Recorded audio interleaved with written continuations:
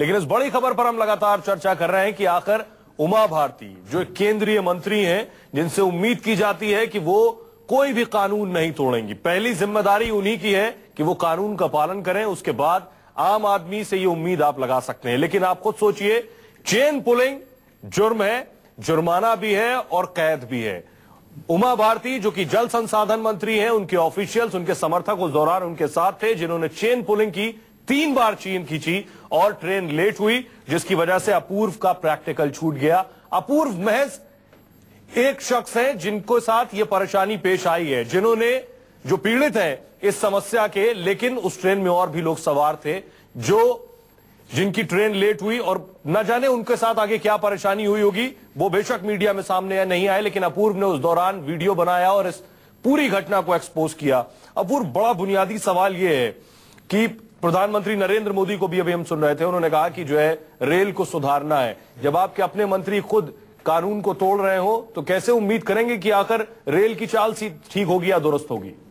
बिल्कुल, आप सही बात बोल रहे हैं। अगर ये जो कल्चर है जिसमें कि रेलवे के पंक्चुअलिटी का, रेलवे के रूल्स, नियम कायदों का जो है, कोई ऐसे मंत्री लोग धज्जियां उड़ाते रहेंगे तो इससे नीचे तक यही मैसेज संदेश जाता है कि यही करना चाहिए। यही लोग मंत्रियों को देखते हैं, लोग अपने ऊपर के लोगों को देखते हैं कि वो हमारे लिए स्टैंडर्ड सेट करेंगे, और अगर जब वो ऐसा चीज करते हैं तो उनके नीचे वाले भी ये चीज करते रहते हैं। और ये जब महाज स्केल पे होती है तो इसीलिए जो रेलवे के पैसेंजर सफर करते रहते हैं। उन्होंने बोला, रेलवे प्रधानमंत्री जी बहुत सही बात बोल रहे थे कि रेलवे को तेज होना चाहिए, लेकिन अगर मंत्री ही इसे धीरे करेंगे तो फिर कैसे रेलवे तेज हो सकती है?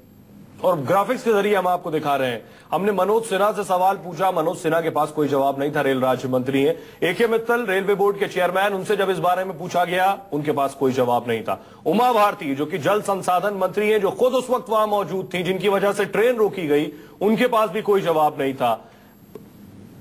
अपूर्व, आपको क्या लगता है, सब चुप हैं, खामोश इसलिए हैं कि इस पर हम बात करेंगे। हमारे साथ मेरठ से एक दर्शक जुड़ रहे हैं, उनसे बात कर लेते हैं। जी, क्या कुछ कहना चाहते हैं आप? आवाज मिल रही है आपको मेरी? अरविंद जुड़ रहे हैं। अरविंद, आपको मेरी आवाज मिल रही है?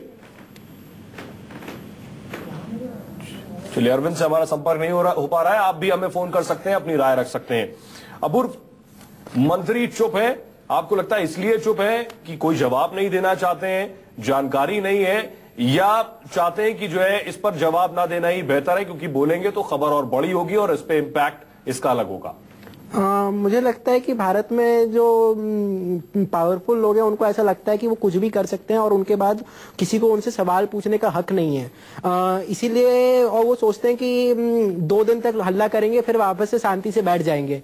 इसीलिए उनमें ये दुस्साहस पैदा होता है कि वो बार बार ऐसा काम करते रहते हैं। लेकिन अगर हम एक बार ऐसे किसी मामले को उठाकर उस पर जो है उसको लॉजिकल एंड तक ले जाएं कि जैसे अगर इसमें उमा भारती को रिजाइन करना पड़े और उनके खिलाफ जो FIR लॉन्च हो और उनके खिलाफ जो बाकी लोग के साथ, जो किसी भी आम आदमी के साथ होता है वो उनके साथ हो, तो इसके बाद बाकी उनके मंत्रीगण और उनके बाकी जो ये VIPs हैं जो अपने आप को अलग स्पीसीज समझते हैं, ये ऐसा करने की जरूरत नहीं रखेंगे। सुनील हमारे साथ एक कॉलर जुड़ रहे हैं। जी सुनील, आप क्या कुछ कहना चाहते हैं?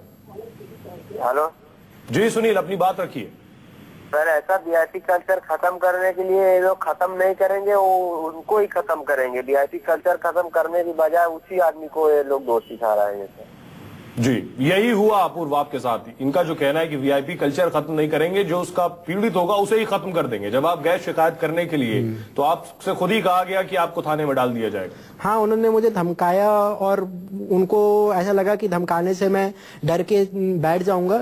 लेकिन मुझे ये लगता है कि जब तक हम इसके खिलाफ आवाज नहीं उठाएंगे, जब तक हम कुछ सुनेंगे नहीं, जब तक हम कुछ कहेंगे नहीं और कुछ करेंगे नहीं, तब तक ये स्थिति बदल नहीं सकती। और अगर आज ऐसी स्थिति है कि ये लोग कुछ भी करके अब सोचते हैं कि हमारा कुछ नहीं हो सकता, इसमें थोड़ा दोष हम लोग का भी है कि हम लोग इसको सहन करते रहते हैं। हम सहन करते हैं, हम बर्दाश्त कर रहे हैं लंबे वक्त से, इसलिए शायद हमें आदत हो गई है बर्दाश्त करने की। और जब तक हम आवाज नहीं उठाएंगे अपूर्व की तरह, तब तक शायद ये सूरत नहीं बदलने वाली है। इनसे जब सवाल न्यूज 24 ने पूछा, चाहे वो उमा भारती हो, रेल मंत्री हो, रेल राज्य मंत्री हो या रेलवे बोर्ड के चेयरमैन हो, क्या कुछ कहा उन्होंने, आइए सुनते हैं। ट्रेन डिले हो गया, लोगों को दिक्कत है आगे। पहले से पोजीशन रहा करो। पर आपके एक MLA, आपके एक सपोर्टर ने समर्थन से लेट हो रहे थे, ट्रेन रुकवा दी आपके लिए। दीदी वीडियो फुटेज है, सवाल आपके समर्थक पहले चेन पुल करते हैं, फिर आप ट्रेन में आती हैं, आप ट्रेन में आकर के फिर बैठती हैं ट्रेन में, ये सारा वीडियो फुटेज है। वो स्टेशन मास्टर परेशान है 20 मिनट तक, आपकी वजह से ऐसा कहा जा रहा है। लोग कह रहे हैं आपसे ये उम्मीद नहीं की जाती। समटाइम वीआईपी ट्रेन को डिले करते, गोंडवाना एक्सप्रेस को आधे घंटे 8 तारीख को झांसी स्टेशन पे रोका गया, जिससे कई बच्चों के एग्जाम छूट गए सर। समटाइम वीआईपी ट्रेन को डिले करते, गोंडवाना एक्सप्रेस को आधे घंटे 8 तारीख को झांसी स्टेशन पे रोका गया, जिससे कई बच्चों के एग्जाम छूट गए सर। इस पर क्या तथ्य आने दीजिए फिर बात करेंगे। तो क्या जांच करवाएंगे आप, आदेश देंगे जांच के? पहले सही स्थिति मालूम होने दीजिए। 48 घंटे बीत चुके आप सुन रहे थे कि कोई भी कुछ बोलने को तैयार नहीं है। सुरेश प्रभु किस तरह से माइक से बच रहे थे। मनोज सिन्हा जो कि रेल राज्य मंत्री, उनसे सवाल किया गया और उन्होंने कहा हम जवाब देंगे, लेकिन फिलहाल किसी के पास कोई जवाब नहीं है। 8 और 9 मार्च की घटना है, आप खुद अंदाजा लगाइए आखिर कौन जवाब देगा, किसके पास जाए आम आदमी। हल्द्वानी से हमारे साथ एक कॉलर जुड़ रहे हैं। जी, आप क्या कुछ कहना चाहते हैं? हेलो जी, आप अपनी बात रख सकते हैं। हाँ जी, अब ये जो न्यूज आप दिखा रहे हैं ना, इसमें इन वीआईपी नेता और ये जो अधिकारी हैं रेलवे के, इनसे पूछना चाहिए क्या कोई आम आदमी इस तरह का घटना करेगा तो उसके साथ भी ऐसा ही व्यवहार करेंगे जैसे ये केंद्रीय मंत्री के साथ कर रहे हैं। जी, बड़ा बुनियादी सवाल आपने उठाया कि बेशक कोई और अगर चेन पुलिंग किसी और ने की होती, क्या उसको सजा नहीं दी गई होती, क्या उसके ऊपर जुर्माना नहीं लगाया गया होता। अगर आम आदमी के ऊपर वो कानून अप्लाई होता है तो वही कानून मंत्री और नेताओं पर भी लागू होता है। एक और कॉलर हमारे साथ जुड़ रहे हैं, अपना नाम बताइए और अपनी बात रखिए, क्या कुछ कहना चाहते हैं। चलिए, उनसे संपर्क हमारा कट गया है। अपूर्व बड़ी इंपॉर्टेंट बात कही कि जो बात हम पहले कर रहे थे कि लॉ सबके ऊपर बराबर है, लागू होता है। एक आम आदमी अगर शायद ये करता तो वो शायद जेल में होता या जुर्माना दे रहा होता। मंत्री है इसलिए वो कानून उन पर लागू नहीं होता, बल्कि वो ऑफिसर, उनके खुद के अधिकारी आप बता रहे हैं जिन्होंने चेन पुलिंग की है। इसमें हमको ये समझने की जरूरत है कि रूल ऑफ लॉ हो ही नहीं सकता अगर जो है ये सब पे अप्लाई नहीं होता।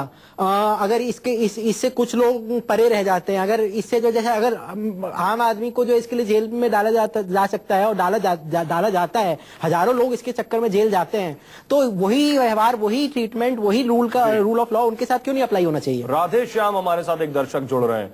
जी राधे श्याम जी, अपनी बात रखिए। मैं भाई साहब एक ही बात करना चाहता हूँ। देखिए, मेरी बात जरा ध्यान से सुनेंगे आप या नहीं सुनेंगे? जी बिल्कुल सुनेंगे, आप बोलिए। मैं तो एक ही बात कहना चाहता हूँ कि दीमापुर में पब्लिक ने उस बलात्कारी को मार दिया, वेल डन। लेकिन ये जो कांड हुआ है, बच्चे की लाइफ खराब हो गई, रुड़की में उसने एग्जाम देना था। मैं तो कहता हूँ इस नेता को उसी वक्त जो है सस्पेंड कर देना चाहिए मोदी गवर्नमेंट में, और इसके खिलाफ सख्त से सख्त कार्रवाई करनी चाहिए। बहुत शुक्रिया, आपका आक्रोश, आपका गुस्सा हम बखूबी समझ सकते हैं। लोगों के अंदर कितना गुस्सा है आप खुद सुन रहे हैं।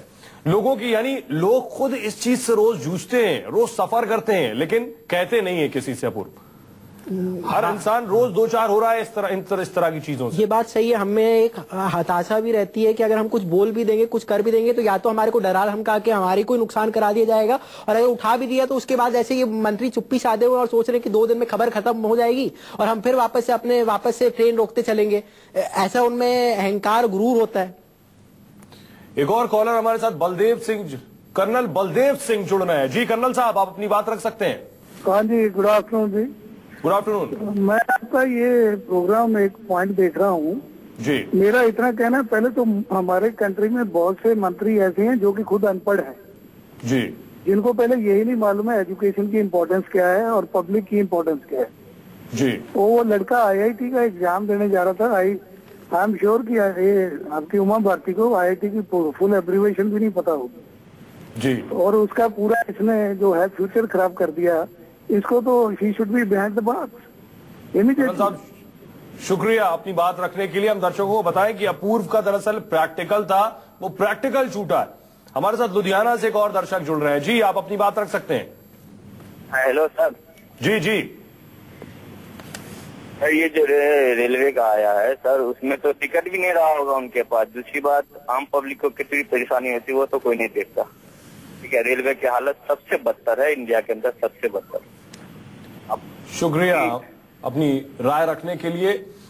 अगर आप ध्यान से सुने लोगों को, तो ज्यादातर लोग जो रोज इन परेशानियों का सामना करते हैं, लेकिन किसके पास जाएं, किससे जाकर कहें, क्या कार्रवाई होगी, क्या किसी की जिम्मेदारी तय होगी, उन्हें पता है कुछ नहीं होना। शायद यही वजह है कि इसलिए लोग खामोश रहते हैं और चुपचाप सहते हैं। लेकिन कब तक सहेंगे? अपूर्व की तरह उठ खड़े होकर आवाज उठाएंगे, शायद तभी बदलाव आएगा। बात कर रहे हैं कि बंद करो रसूख का तमाशा। आखिर कितनी बार ऐसा हुआ होगा जब आपको लाल बत्ती गाड़ियों की वजह से परेशानी उठानी पड़ी होगी? कितनी बार ऐसा हुआ होगा जब आप घंटों कतारों में खड़े रहे होंगे और उसके बाद किसी वीआईपी को आके आगे खड़ा कर दिया गया होगा? कितनी बार ऐसा हुआ होगा सड़कों पर, कितनी बार ऐसा हुआ होगा रेलवे स्टेशन पर, और कितनी बार ऐसा हुआ होगा एयरपोर्ट पर? रोज आप इन परेशानियों से जूझते हैं, लेकिन आखिर किससे कहें, कहां आवाज उठाएं, कौन जिम्मेदारी तय करेगा और कौन कार्रवाई करेगा? सवाल यह कि जब खुद हमने ये सवाल मंत्रियों से पूछे तो किसी के पास जवाब नहीं। उमा भारती चुप है इस मामले में। रेल मंत्री सुरेश प्रभु सवाल से बचते नजर आए। रेल राज्य मंत्री का कहना है कि आगे जानकारी होने के बाद बताएंगे। रेलवे बोर्ड के चेयरमैन सवाल से बचते नजर आए। ये स्थिति है। हमारे साथ अपूर्व पाठक है जो एक घटना के पीड़ित है खुद, और न जाने हजारों लोग रोज इसी तरह से पीड़ित होते हैं। अपूर्व ने आवाज उठाई। अपूर्व, मेरा सवाल आपसे ये, आपको क्या लगता है, क्या बुनियादी समस्या है, कैसे इसका समाधान निकाला जा सकता है, इस दिक्कत से कैसे पार पाया जा सकता है? ये बुनियादी समस्या ये है कि ये जो प्रथा है, ये जो वीआईपी कल्चर है, इसको ब्रिटिशर्स के समय में जब वो भारत में वो हमारे ऊपर रूल करते थे, वो हमारे को सर्व नहीं करते थे, उन्होंने ये कल्चर को चालू किया। और उसके बाद जब अब क्या बोलते हैं हमारे नए लीडर्स भी आ गए, तो उन्होंने भी पहले तो जो लीडर्स थे उन्होंने उसके इंस्टीट्यूशनल प्रेवलेंस को दूर नहीं किया, फिर लेकिन वो लोग ठीक ठाक थे। तो लेकिन खत्म ये ऐसे ही होगा कि जब हम और आप जैसे लोग आवाज उठाएंगे। बड़ी बात यही है कि आप आवाज उठाएंगे तभी इस वीआईपी कल्चर से पार पाएंगे।